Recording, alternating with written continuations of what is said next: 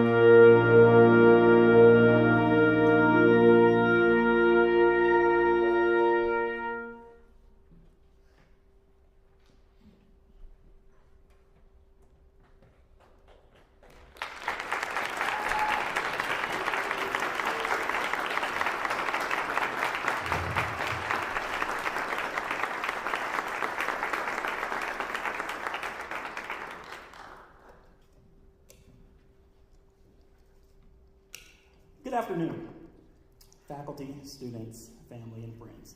Thank you for attending today's lecture recital on Florence Price and her music, reimagined for wind ensemble. Florence Price is known for being the first African-American woman to have a symphony performed by a major American orchestra. Unfortunately, most of her music was lost after her death, but in 2009, several of her manuscripts were found in an attic in Chicago, resulting in a global revival of her compositions. Her catalog spans 3 decades and contains over 300 compositions, including piano sonatas, character pieces, etudes, 4 symphonies, symphonic poems, organ works, and vocal art songs.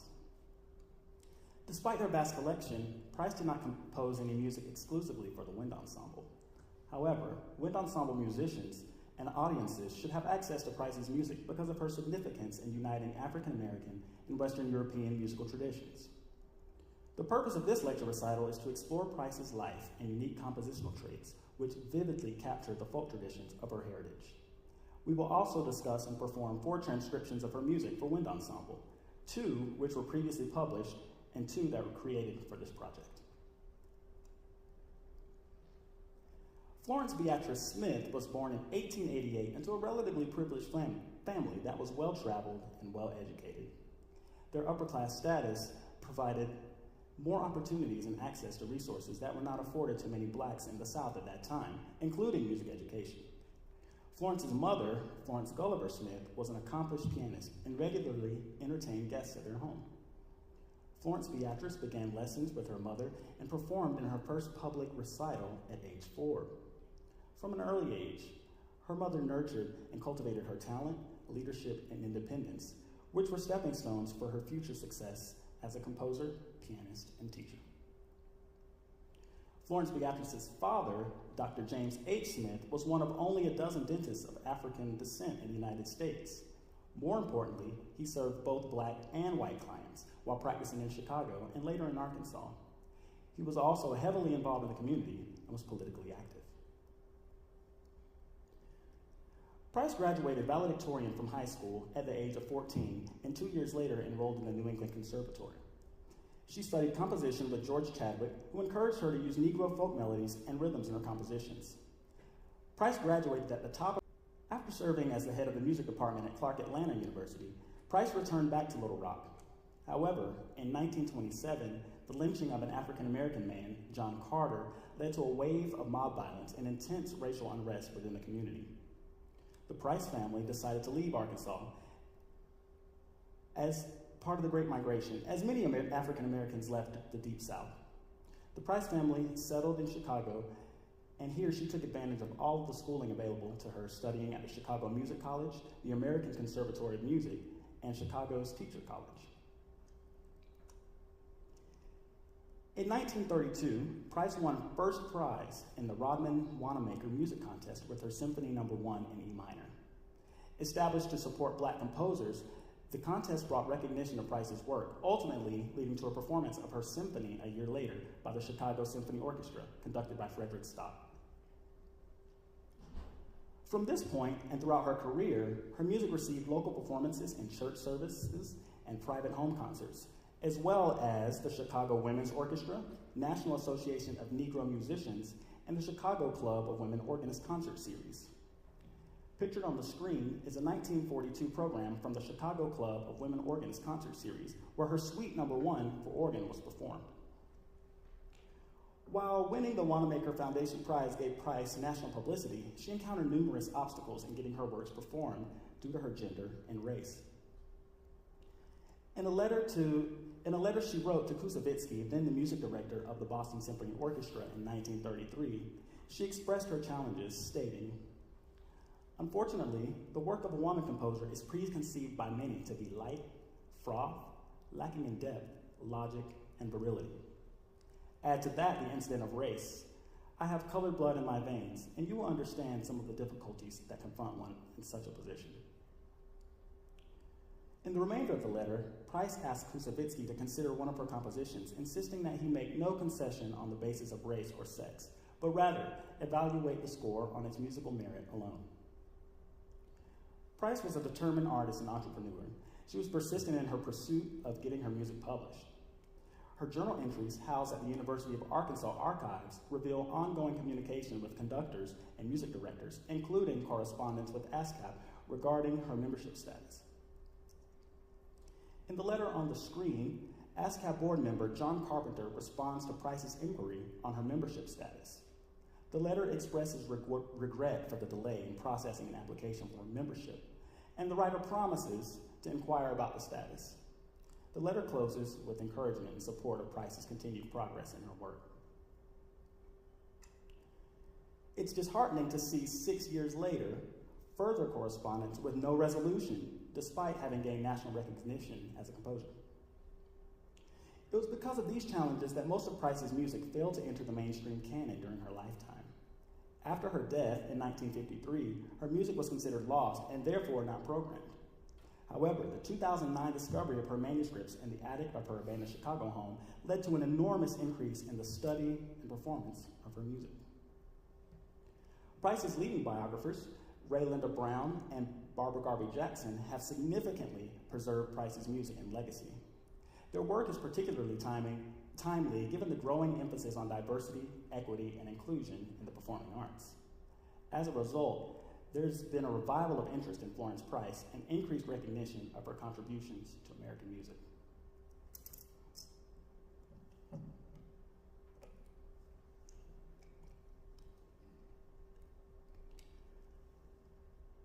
The organ works of Florence Price are based upon a rich and diverse set of influences that include not only spirituals, but plain chant, general Protestant hymnody, German chorale tunes, and original themes. The command of this style can be attributed to her studies with George Chadwick at the New England Conservatory. One of those works for organ, Festal March, showcases Price's treatment of 19th century form with her unique harmonic language. The original date of composition is uncertain, but based on speculation, the piece was likely written between 1935 and 1945, when Price revisited playing and composing at the organ. She incorporated many of her etudes and character pieces into her repertoire as a theater organist for silent films and radio advertisements. Her organ works are generally ternary or three-part structures with lyrical melodies and delightful harmonies. Despite being composed for specific purposes, these brief compositions demonstrate her full range of musical abilities, serving as shorter reflections of her more significant works. The arrangement for wind ensemble created for this lecture recital serves as a great addition to the repertoire because of the band's historic role in providing music for civic ceremonies, services, and other academic convocations. I aim to transcribe the piece to offer a more nuanced interpretation than what is possible with the pipe organ. One of the biggest challenges was deciding how to maintain the original registration while considering how Price might have orchestrated the work for wind ensemble. Based on the scoring in her symphonies and tone poems, I chose to feature woodwind choirs, unison scoring in brass for grand melodic moments, trills and flute for color, and shifts in orchestration to emulate possible registration combinations on the organ. Incorporating percussion presented a unique challenge as Price's overall use of percussion is scarce. Since this work was conceived with a traditional 19th century march style in mind, I opted to score standard battery percussion with the addition of bells and chimes to enhance the grandeur and spirit of the march.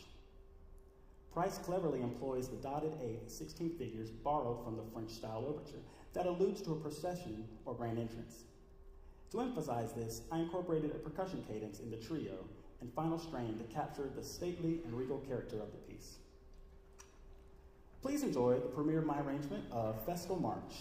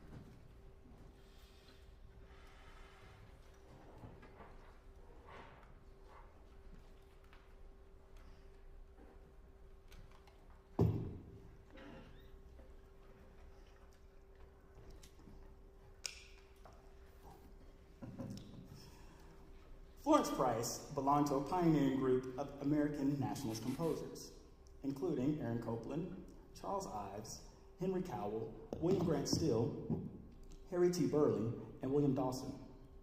Each of these composers integrated American folk music into their works to represent the history, achievements, and challenges they are in. Price, like Dawson, Grant Still, and Burleigh, drew on her heritage, blending elements of spirituals, folk songs, and rhythms from the African American diaspora into the Western art tradition. One of the most notable aspects of Price's music is how she develops thematic material based on the melodic contour of Negro spirituals. Negro spirituals are rooted in various traditions, including plantation songs, freedom songs, and those of the Underground Railroad. These songs are primarily oral traditions until the end of the U.S. Civil War in 1866. After emancipation, there was a significant effort to collect and preserve spirituals as part of the American folk song tradition. In 1867, a collection of Negro spirituals was published entitled Slave Songs of the United States. This songbook includes the music and lyrics of over 130 songs sung by African American slaves, preserving an essential part of American history and culture. It is worth noting that scholars acknowledge that Negro spirituals defy the categorization of purely religious or essentially secular. Instead, these songs have a complex and ambivalent character, embodying elements that range from sacred to secular and from passive to protesting. Because of Price's deeply religious background and familiarity with the historical context of the spiritual, she incorporated them into the fabric of the Western art tradition in many of her works, which was a bold move during her time. In Fantasy Negre No. 4 for piano, Price uses the phrase structure and contour of the spiritual, "Somebody's Knocking at Your Door," to create an original melody. Here's an example of the vocal setting. Somebody's knocking at your door. Somebody's knocking at your door. Oh, sinner, why don't you answer?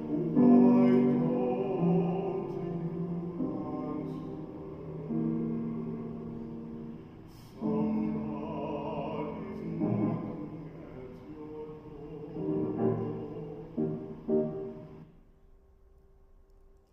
In this excerpt, performed by Samantha Ege, you will hear an original melody inspired by the spiritual, "Somebody's Knocking at Your Door."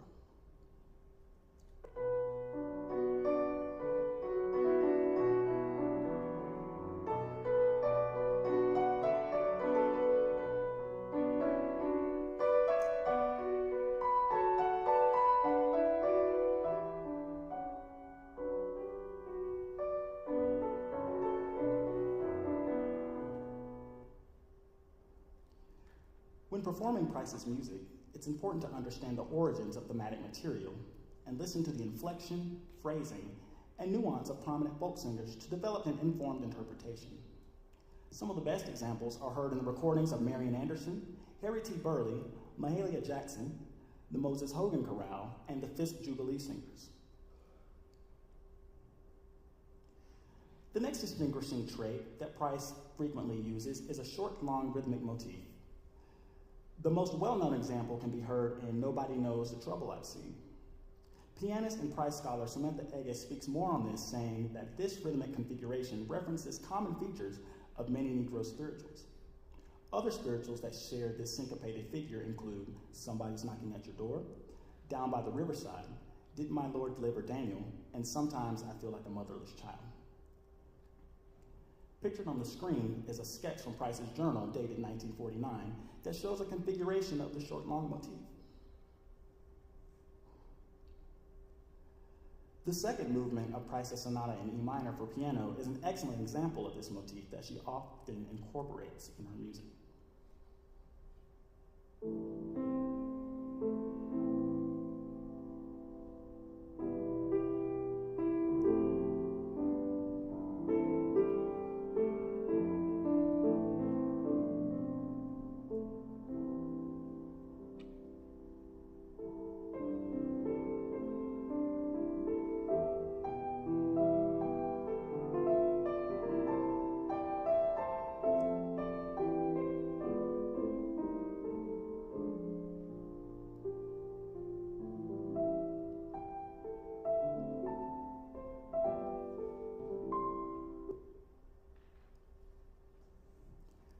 Price speaks on the importance of rhythm in her music in a quote stating, "In all types of Negro music, Rhythm is the preeminent importance.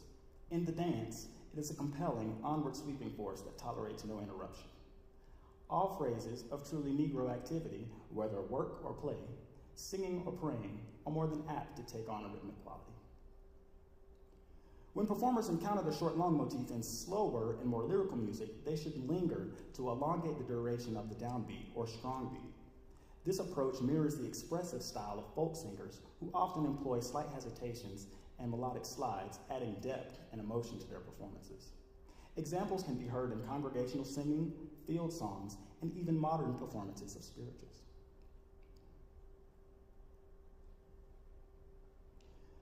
The next trait of Price's composition is a deliberate three-note scalar descent to the time that can express angst, sorrow, or joy, depending on the style and mood of the piece. I refer to this figure as, quote, the Pricean sigh, and hear it as an expressive technique that imitates the moans, vocal bends, cries, and improvised nuances by folk singers, most notably by congregants of Southern Black churches. The Pricean sigh is best exemplified in her piano works, slow movements, and symphonies. In this excerpt from Movement 2 of her Third Symphony in C minor, the Pricean sigh can be heard in the main melody, first introduced by the flutes.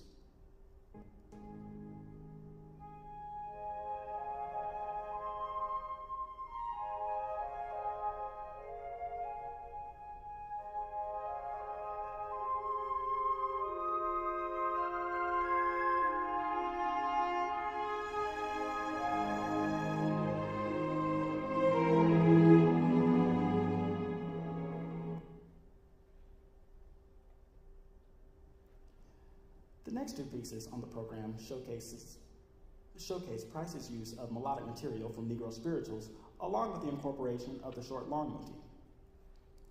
The Old Boatman references the spiritual All God's Children, whose message conveys one of hope, resilience, and the promise of a better life beyond earthly struggles. Here's an example. Here's a setting of the original melody.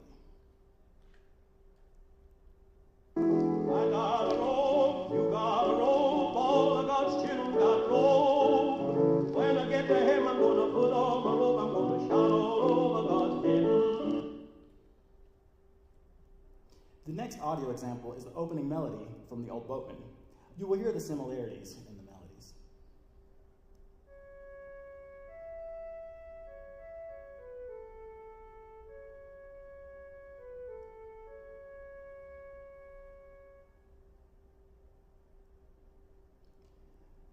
The short-long motif can be heard in the B section of this work. In the wind transcription, it is played by the oboe, which will now be demonstrated by Logan.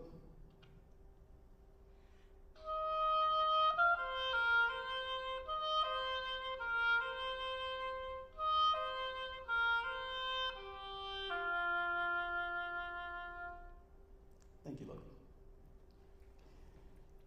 The Old Boatman is part of Price's collection of piano etudes, which includes pieces from beginner to advanced.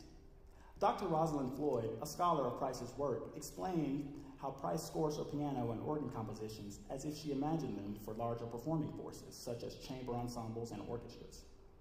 This arrangement of The Old Boatman by Dana Perna attempts to recreate Price's vision. Please enjoy The Old Boatman.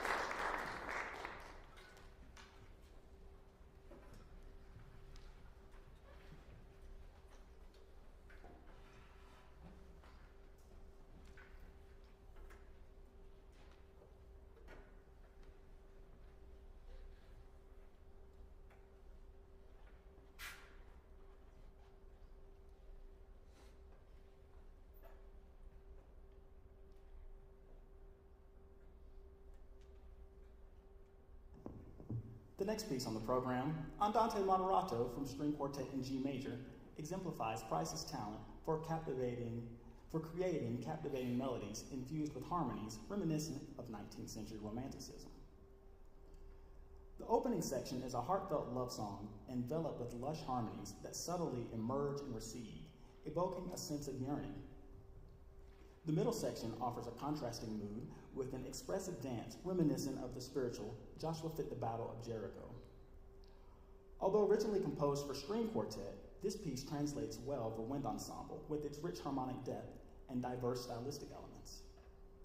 Throughout the piece, you will notice the use of both the short-long motif and the Price inside. Here is an example performed by Madison on flute. You will hear the short-long motif and the Price inside played in sequence.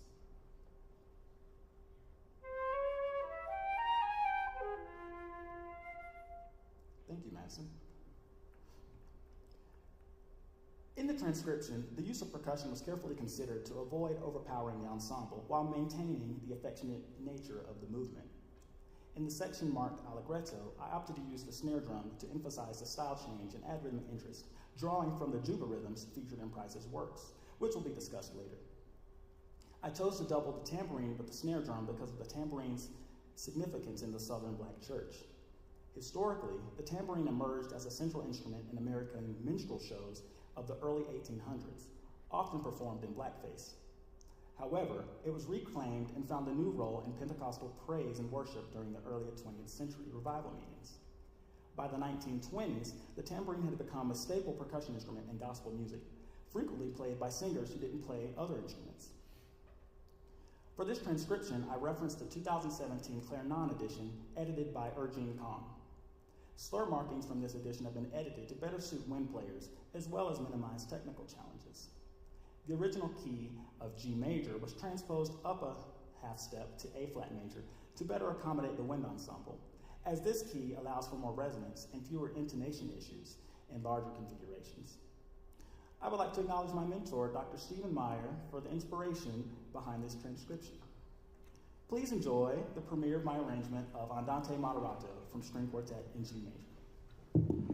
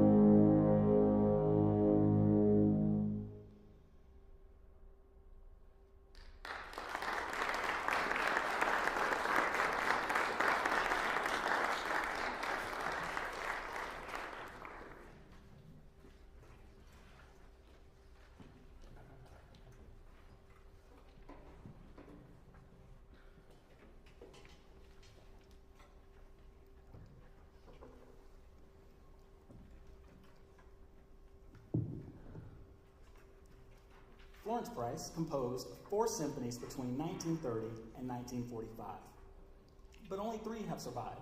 The second symphony is considered lost. One of the most remarkable features of these symphonies is Price's bold replacement of the traditional scherzo with the juba. The juba, which originated in late 18th century Africa and Haiti, is danced in a circle and characterized by a one-legged cross step. It's accompanied by foot stomping, chest slapping, arm movement, and hand clapping. The juba dance was best known in the 1800s as a minstrel stage dance, but had phased out by the 1930s. It eventually influenced the ring shout, which survived the plantation dances and rituals of the enslaved. The ring shout was a religious activity, with Christianity augmenting the spiritual elements.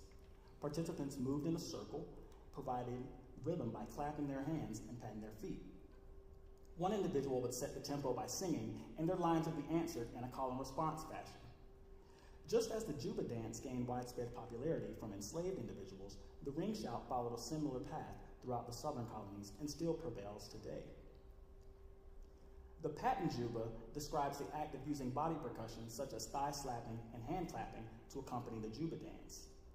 This allowed the enslaved to produce rhythms without drums, which were prohibited by law due to concerns about hidden messages provoking rebellion. The result is an exciting combination of cross rhythms, 16th note patterns, angular syncopation, and elements of improvisation that capture the spirit of the dance. You can hear an audio example of the patent juba in a field recording from 1934 featuring a ring shout of the spiritual Good Lord, also known as Run Old Jeremiah. The hand clapping and thigh slapping you will hear serve as the foundation of the patent juba rhythms, featuring 16th note patterns.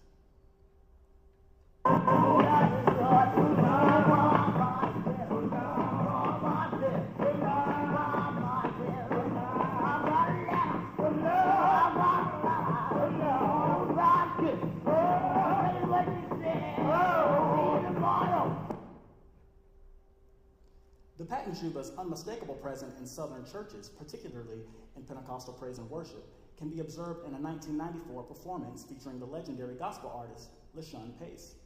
You will hear the cross rhythms and extemporaneous clapping, reminiscent of the juba dance, and ring shout performed by choir members.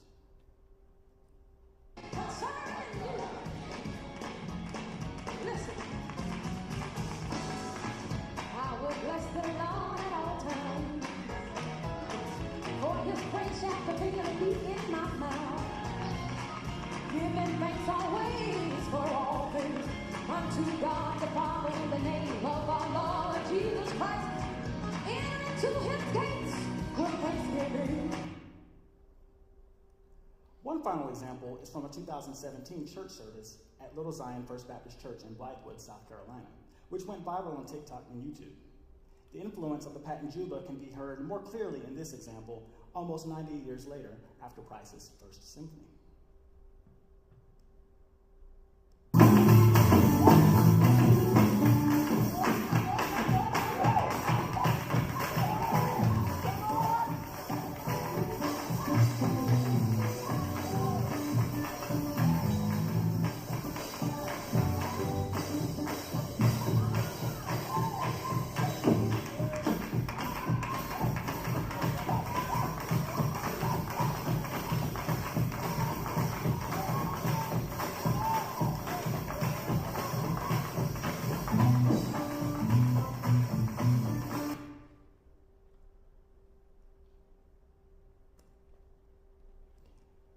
In Price's works, she takes the juba rhythms and infuses them with melodic material. This example is heard in her piano piece, Arkansas Jitter, performed in this excerpt by Karen Walwyn.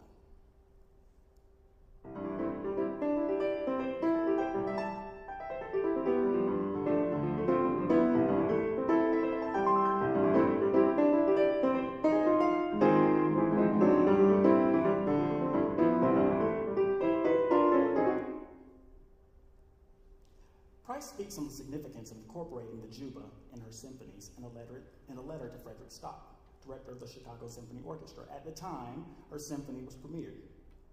She writes, "In all of my works which have been done in the sonata form with Negroid idiom, I have incorporated a juba as one of the several movements, because it seems to me to be no more impossible to conceive of Negroid music devoid of the spiritualistic theme on the one hand than the strongly syncopated rhythms of the juba on the other. Understanding the history and cultural significance of the juba must inform interpretation. Careful consideration should be given to the choice of tempo, inflection of the syncopation, and emphasizing the rhythmic vitality associated with the juba. The percussion section plays a vital role when performing the dance, driving the music forward without any slackening of tempo. Furthermore, emphasis within the cross rhythm should always be placed on beats 2 and 4. In the juba dance from Symphony No. 1 in E minor, Price brings the historic plantation dance into the concert hall. You will hear melodies set to cross rhythms, call and response patterns, and a percussion-dominated style influenced by the patent juba. You will also hear the short-long motif and Price's sigh incorporated into this movement. Here is the juba dance from Symphony No. 1 in E minor, arranged for wind ensemble by J. Bocook.